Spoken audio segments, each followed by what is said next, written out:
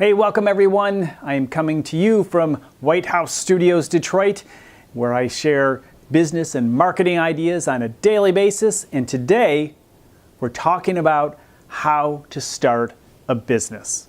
The great thing about starting a business is that you don't have to wait for anyone to tell you that you can do it. You can start right now. For most of us, all we have to do is just declare we're in business. But here's a few things you need to consider in that process. Now, yes, some of us need to consider some regulations and law and paperwork, absolutely. And I would highly recommend you definitely get an accountant and a lawyer to help you wade through the stuff, of course, depending on what type of business you're in. And that's why you consult these folks, because they kind of know what's going on. So make sure you find somebody who specializes in your industry, but don't let that be a barrier to starting. Don't wait for everything to be perfect till you have the perfect time, the right amount of money or interest or investigation or research or anything else that you can possibly use as a deterrent from starting. Today, right now, you're in business. Declare that to a friend and let people know that you're in business. Now, getting to the process of thinking about how you're going to move forward and really get the momentum going in your business, you need a few foundation elements. And the first thing you need to know is, well, what is that product and service? What is the problem you are solving? And once you understand the problem your product and service is solving, then you can think about who is the persona, who needs that product or service? What is the persona of the person that is a need? Who are they? What do they like to do? Maybe their demographics. There are a lot of things you can consider. Kind of just create a model of that person. Who is your ideal customer? And that is your target market. Now, once you know who your target market is, you can start developing a marketing plan. In other words, get the word out. Let people know your story. You need to develop that story that will help people understand what you're all about and help them carry it. You know, people really attract to stories. They understand and they can carry on a story a lot easier than basic facts.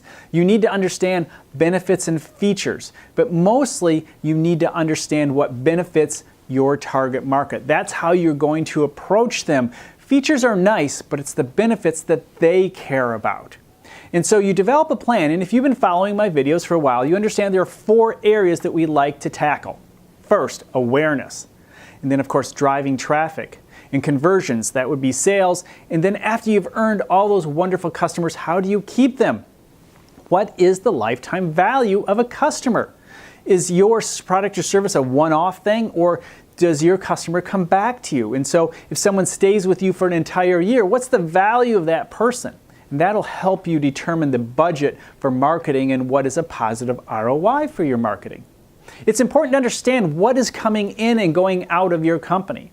Try using something like a QuickBooks Online or a FreshBooks or SquareUp to help you, SquareUp.com, to help you understand and keep track of the flow of what is coming in and going out of your business. A successful business is the business that has a positive cash flow. In other words, more is coming in than going out, but you need to be able to keep track of that. Now, your marketing will help you increase and focus on the growth of that top line. The processes and procedures you put into place in terms of the managing of your company helps you create a solid bottom line. And that bottom line is your profit. And that bottom line is what you get to keep or pay your employees with. That's the great thing. So better management of their company means you get to keep more of your money.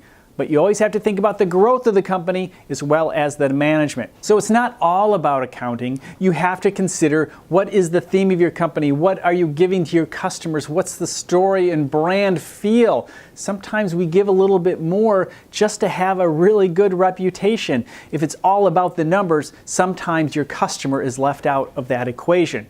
So these are things you need to think about, put together as you develop, again, the processes and procedures to help deliver what you promise. A lot of times, companies don't deliver what they promise because they don't have the procedures in place. They don't have a system in place that makes sure that the whole process from order to delivery really works out smoothly. So what are those procedures?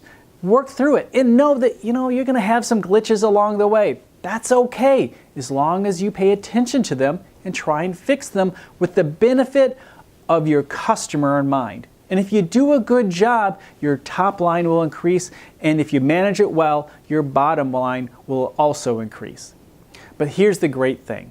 Just as I said before, you don't have to wait for anyone to tell you that you can go into business. All you have to do is declare it, and you're in business, and get to work. The time is now. There is no perfect time. Nothing will totally align. The stars will not totally align. You just have to do it. And today is that perfect day. Hey, if you enjoyed this video, please take a moment and review the other business and marketing videos I have here on YouTube. And of course, if you enjoy all these videos, don't miss the future ones. Please subscribe to this channel. You have a great day.